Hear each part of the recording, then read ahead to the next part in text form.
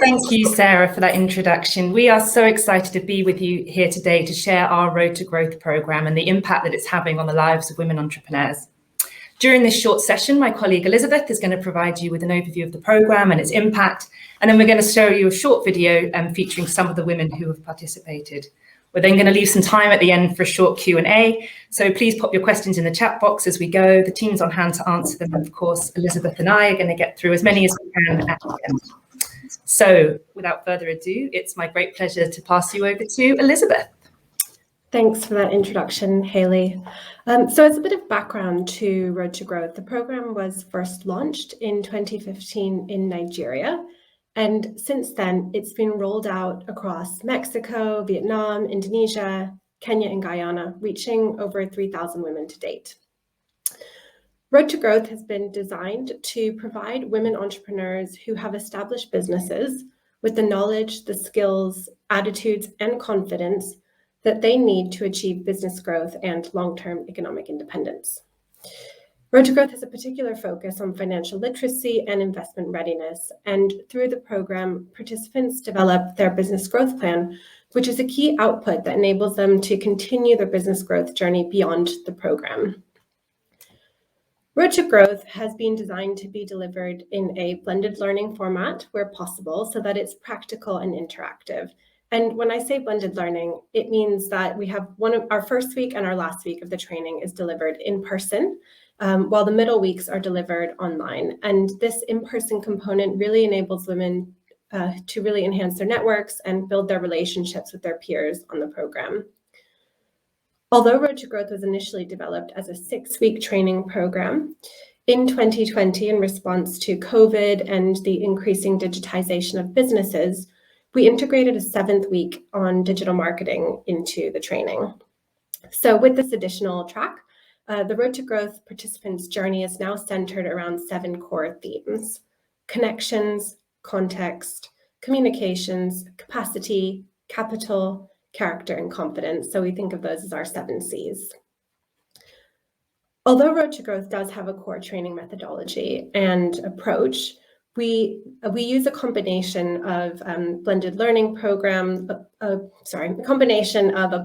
approach that mixes in-class sessions along with training videos, activities, and a growth plan development through our online platform.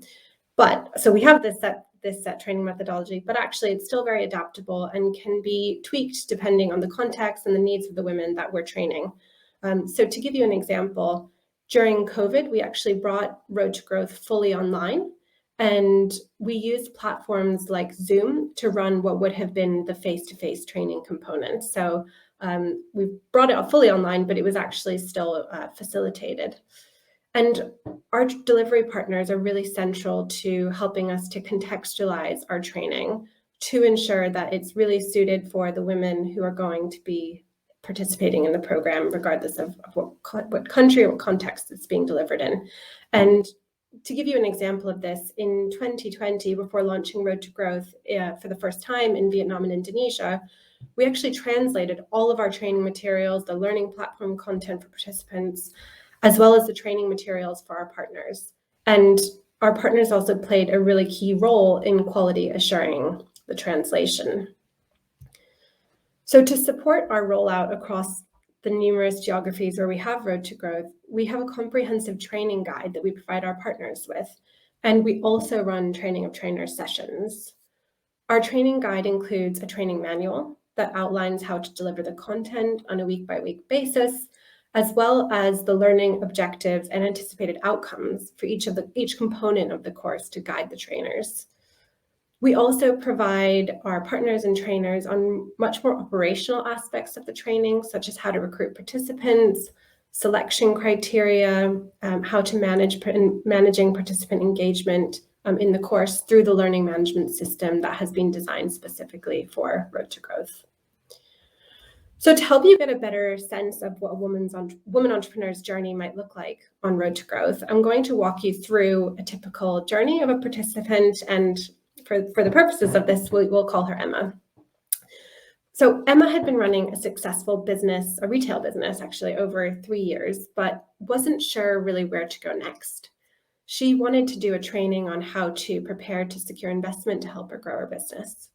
And then she heard about the opportunity to apply to the Road to Growth program through a marketing campaign that had been run by one of our local partners. And this campaign was really looking for women who fit that Road to Growth profile. So had established businesses that had 2 to 49 employees, had a strong desire to grow, and ultimately needed additional investment to do this. Emma wanted to take her business to the next level and found Road to Growth to be the right opportunity to do this. Not only would it enhance her business skills and confidence in the process, but it would also develop her personal and professional network with other like-minded women entrepreneurs. After making it through the rigorous application process, Emma joined a cohort of 25 other women entrepreneurs who were doing the same training at the same time. As part of the training, Emma attended 7 weekly training sessions with her peers on topics such as managing financial relationships, knowing your market, and digital marketing. She also completed her self-paced coursework and attended webinars on topics such as accessing finance. She also had the opportunity to meet and network with bank representatives. Through this process, Emma began to identify the key challenges she experiences as a female business owner and how she can overcome them. Emma was part of our first cohort of Road to Growth participants who received their training fully online due to COVID and the adaptations that we made to deliver the program. Despite the program being fully remote, Emma was able to remain in regular contact with her trainers and other course participants throughout the training. Emma shared with our team that while she really appreciated the opportunity to participate in Road to Growth fully online because it really gave her the flexibility that she needed to manage her family and childcare commitments amidst the intensive training, she would have also really appreciated the opportunity to learn in the blended learning format of the training. And so we were able to see that actually it could work in both ways, blended learning or fully online. Road to Growth was hard work and it was intensive for Emma. But her trainer really played an important role in keeping her motivated. And at the end, it was worth it because Emma finished the program with a clear business growth plan that she could then take forward with her when applying for additional investment. So the foundation team and our partners regularly hear that participants like Emma maintain their network with other participants far beyond the end of the program. For example, Road to Growth alumni still communicate on WhatsApp and they meet up when they can and are constantly learning from each other and each other's businesses. The feedback and experience from our participants on Road to Growth really helps us iterate and adapt our training offer. And we're really excited to share that based on feedback that we've had from women entrepreneurs and our program alumni, this year we actually developed and piloted a leadership and influencing training that we now offer as a bolt-on to our Road to Growth programs. So what impact has Road to Growth had to date? So I'm going to share some stats from one of our recent Road to Growth Nigeria programs to give you a bit of insight into this. So 100% of the women who had participated in the program agreed that their income had increased, and 80% of them attributed this increased income directly to what they learned on the program. 70% reported that what they learned on Road to Growth enabled them to implement new business practices and methods in their business. 88% reported a positive impact on their family's financial situation.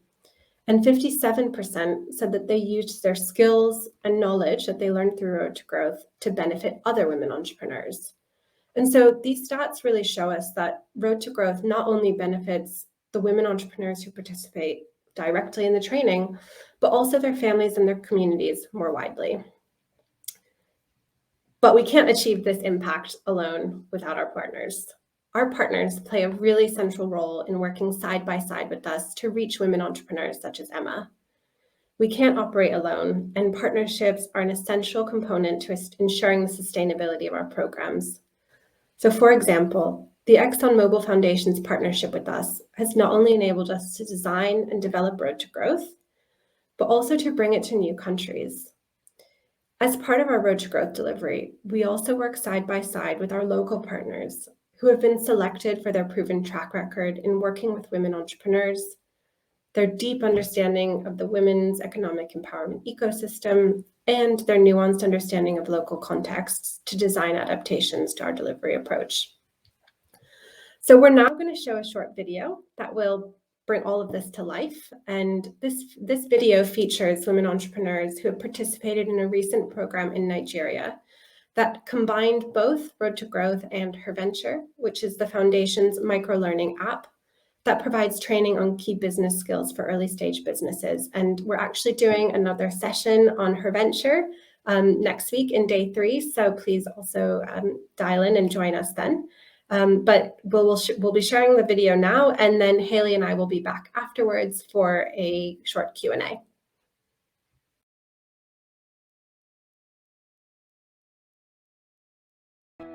Nigerian women entrepreneurs actually are facing quite a number of challenges. Some of them are cultural. Quite a number of them are still trying to struggle for relevance, because for quite a number of them, they're not allowed to do anything. They're being told, based on the cultures that they're coming from, to just sit at home and have babies. The next thing that we see is that they don't have the competencies. They are passionate about what it is they want to do, but their ability to run that business, they're challenged in that way. My main reason for joining Road to Growth was for capacity building. I knew that I would get the right business skills, the right business knowledge, and the right foundation to build my brand.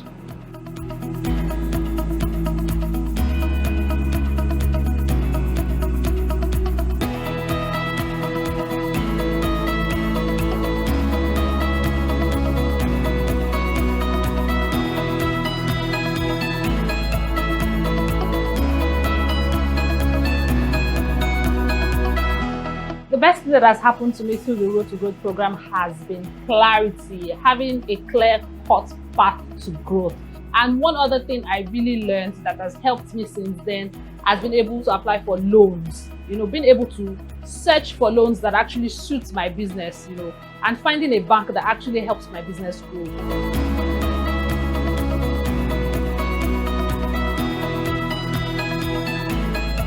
One of the best things that has happened to me as a result of being part of Road to Growth would be how I've been able to grow from where I was. Like, I was literally working under the sun.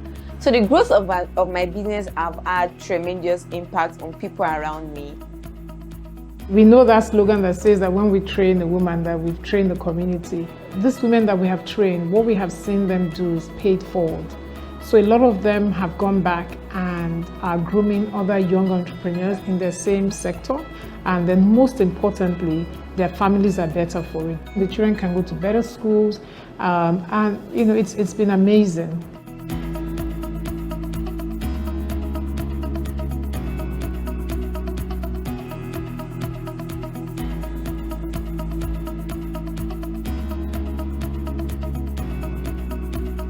The first thing that struck me was, how do I adapt? How do I adjust to this pandemic to still be able to make sales in the midst of the lockdown? The program kept me prepared, and I was quite proud of myself that I wasn't pulled down by the pandemic. So what this program actually did for a lot of them was to give them confidence in themselves, and confidence in their ability to understand their numbers and make sense of it. I went from being depressed to being a woman with a purpose, a woman with a vision, a woman with goals.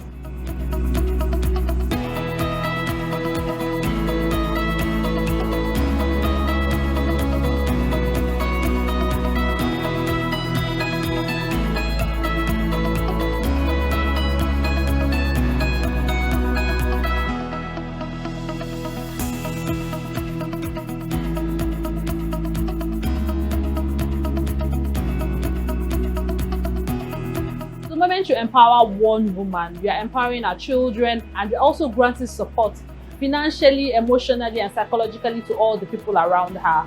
And that is the impact that Road to Growth is having, empowering one woman at a time.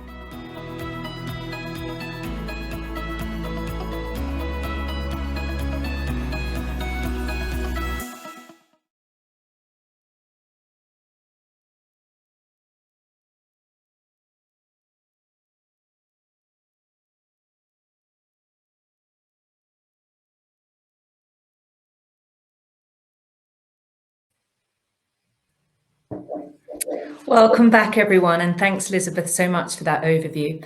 So we're going to move into the Q&A part of the session now. I think we have around 10-15 minutes to go, so please do keep those questions coming in if there's anything that you want to ask us.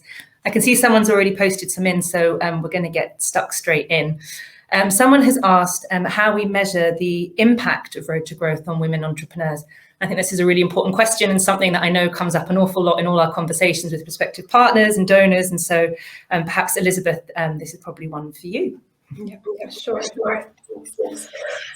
So there are actually a few different ways that we measure impact. So one is we have our core data collection tools. So we have a baseline and an endline survey, and those baseline and endlines look at both shorter term outcomes and then slightly longer term outcomes as well. So in terms of the short term outcomes, we're looking at indicators around improved financial competency, networks, improved business practices, and changes in business knowledge. And in terms of the longer term outcomes, we are also looking at increased decision-making power, well, hopefully increased decision-making power, self-belief, improved confidence, and improved business performance. But we also have within our platform, we have a pre and post assessment that participants complete just before they start the training and after. And that assessment specifically measures changes in knowledge around financial literacy and competence. Yeah, thanks, Elizabeth. And yeah, and I think we'll also sort of follow up on programs outcomes about sort of 6 months later and a year as well. So we're sort of able to show that those impact stats really do endure beyond the kind of lifetime of the program. And actually, I was thinking one of the key things actually also that perhaps you didn't mention, just to build on your answer, was the impact that the program has on women's networks and their ability to connect with other women is just such one of the kind of critical takeaways for so many women. And this is on my mind because I was listening to Chimoa talk with Cherie on Tuesday. Chimoa was one of our early Road to Growth graduates, and her and Cherie did a conversation, and Chimoa was reflecting, she graduated in about 2016, 17, and she was saying, 5-6 years later, she still has a WhatsApp group with those women entrepreneurs, and they're still exchanging ideas and talking to each other and encouraging each other. And just thinking about the sort of themes of the summit and what we've seen in our gender research, saying that, so often women don't have those kind of networks and that kind of support, sort of building in that kind of longer term, they would call each other sisterpreneurs, right? That longer term sort of emotional and sort of peer support is sort of a really critical, enduring element of the program.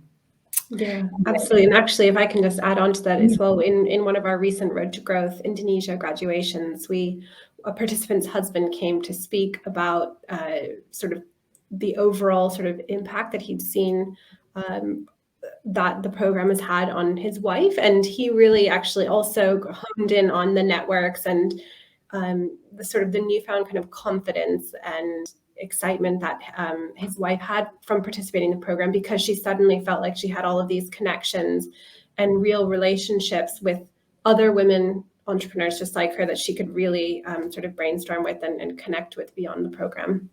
Yeah, it's really encouraging and nice to see the male allies sort of recognizing that and embracing it as well. So yeah, it's really sort of important longer term outcome that is great to capture. So let's sort of get through some of more of these questions. Yeah. So I can see another one coming up, which is about our sort of strategic long-term plan. So I guess what we're planning, I'm going to interpret this as sort of what's next for Road to Growth and what we want to do with it. Do you want to start on that? Yeah, definitely. So I think in my presentation, I mentioned that we already have Road to Growth in several countries, but we're always looking to take Road to Growth into new countries, particularly where, particularly the countries that really fall into our priority countries. And for us, priority countries are really defined by criteria such as the opportunities within the women's entrepreneurship landscape, mobile and internet penetration, because we do use tech for our trainings, our track record there, and even if we don't have a track record, what are the opportunities for us to build a track record through, and are there partners that we can work with, and what types of networks do they have to access women entrepreneurs, and also importantly, what languages are spoken. If we do have the capability to translate, but it's a big task, so that's also an important aspect for us. So we definitely want to take Road to Growth to new countries, and we do require additional partnerships to do this.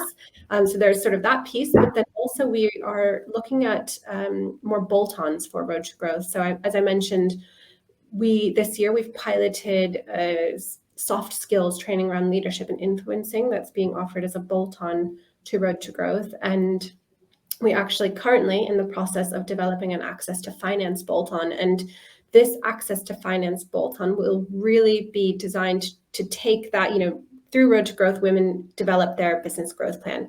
With the access to finance bolt-on, we want to be able to show them what are the different types of financing options that are available to them. Are they looking for something beyond a bank loan? And if so, how can they go and do that? And the access to finance bolt-on is really to operationalize what they're learning and take that forward to help them secure funding.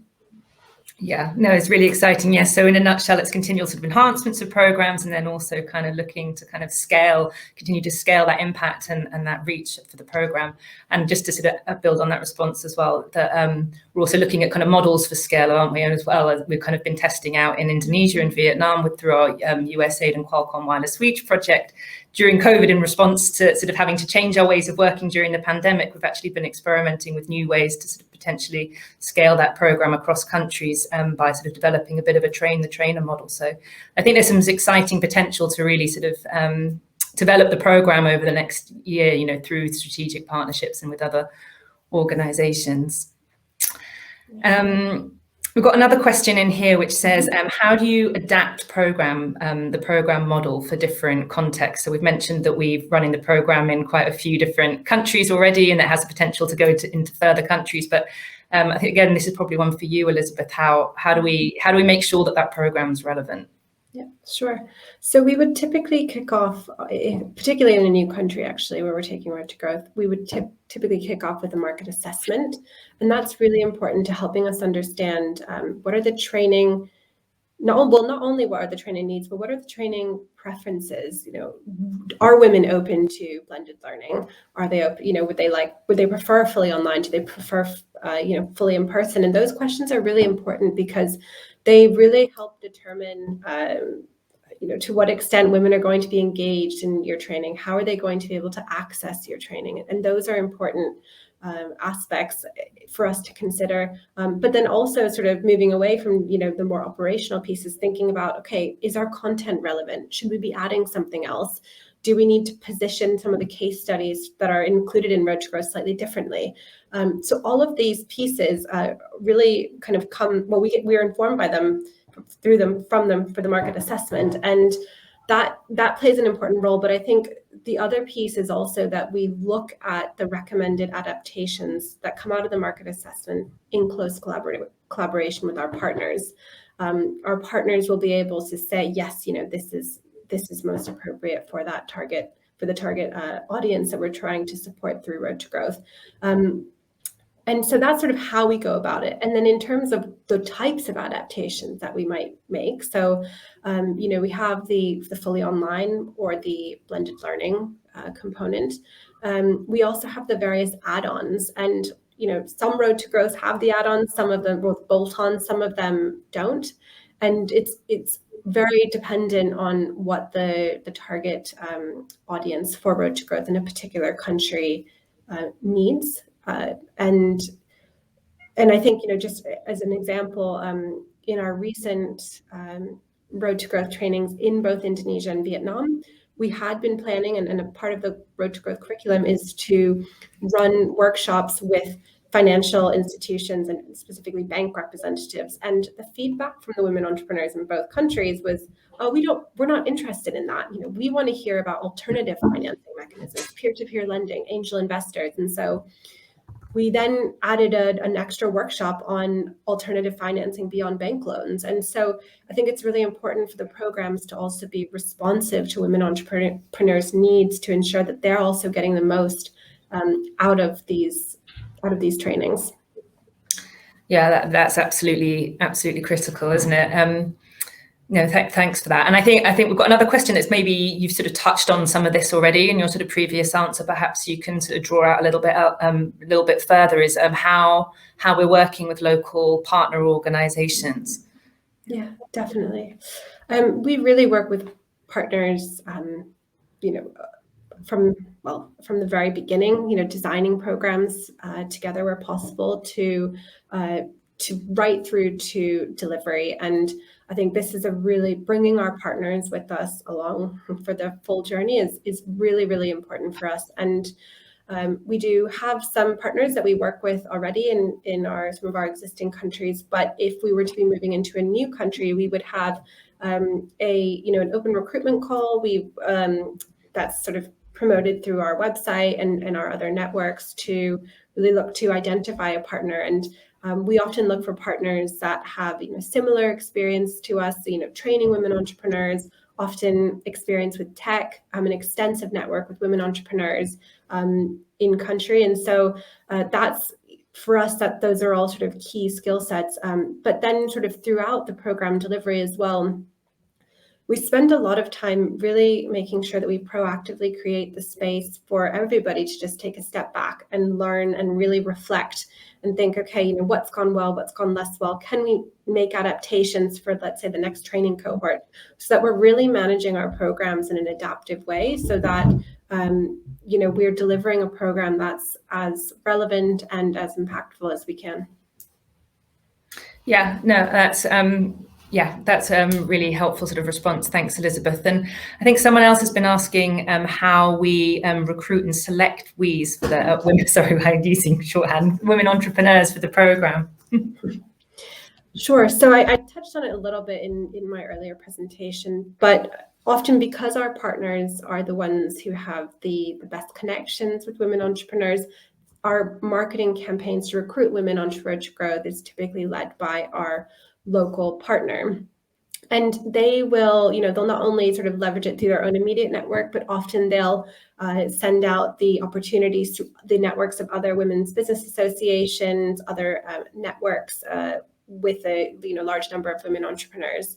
And so that's sort of how we get the message out. But then we have quite strict selection criteria, because Road to Growth has been designed for women who are at quite a specific stage within their business. And we want to make sure that we get a good, get the right balance, so that, the cohort isn't sort of at too many different sort of points within their business. And so that's why we've come up with a strict selection criteria. The selection criteria, and I can give you an example very shortly, but I think it's important to say that sort of similarly to Road to Growth, the selection criteria can be tweaked, and we will tweak it in consultation with our partners to make sure that it's, the number of employees, for example, that we're looking of the number of employees in a business, for example, aren't sort of too different than maybe what the typical woman entrepreneur might have. And so that's also a really important part of that, establishing that selection criteria. And so some of the criteria that we would use,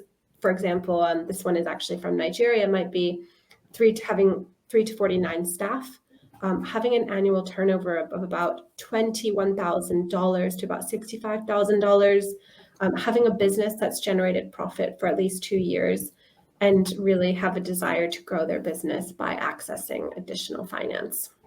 Fantastic. Thank you so much, Elizabeth. Unfortunately, time flies. We are already out of time for today, but thank you all for your questions. If there's something that you wanted to specifically ask us, do feel free to reach out to us on the platform. You can find us there, or also on LinkedIn if you want to talk about partnerships. A quick plug before we go, that if you're interested to learn more about Cherie Blair Foundation's other programs, Elizabeth and I are going to be back here next Tuesday, 16th of November at 2:45 p.m. UK time, where we're going to be introducing you to our award-winning Her Venture Business Skills app.